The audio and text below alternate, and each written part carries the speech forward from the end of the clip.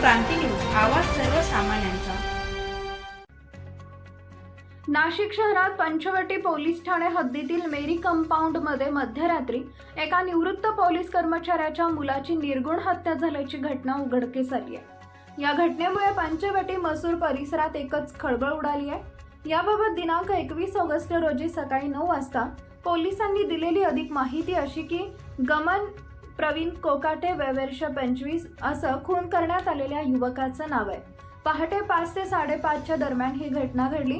Police तपासादरम्यान मैताच्या खिशातून एक चिठ्ठी सापडली असून ज्यामध्ये प्रेम प्रकरणाविषयी पोलिसांना माहिती समजली। यावरून पोलिसांनी प्रियसीसह काही संशयितांना ताब्यात घेत विचारपूस केली असता अखेर मयत गगन कोकाटे याची प्रियसी भावना सुशांत कदम हिनंच 1 लाख रुपयाची सुपारी देत गगनची हत्या घडवून आणण्याचा उलगडा झाल्याची माहिती पोलीस सूत्रांकडून प्राप्त होतीये।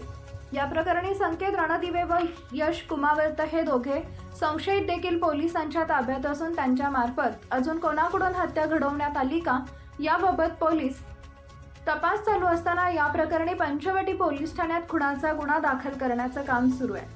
महाराष्ट्र क्रांती न्यूज साठी मुख्य संपादक प्रकाश बागुल, नाशिक। अशाच नवनवीन बातम्या पाहण्यासाठी आमच्या महाराष्ट्र क्रांती न्यूज या YouTube चॅनलला लाईक करा, सबस्क्राईब करा आणि बेल आयकॉनला प्रेस करा।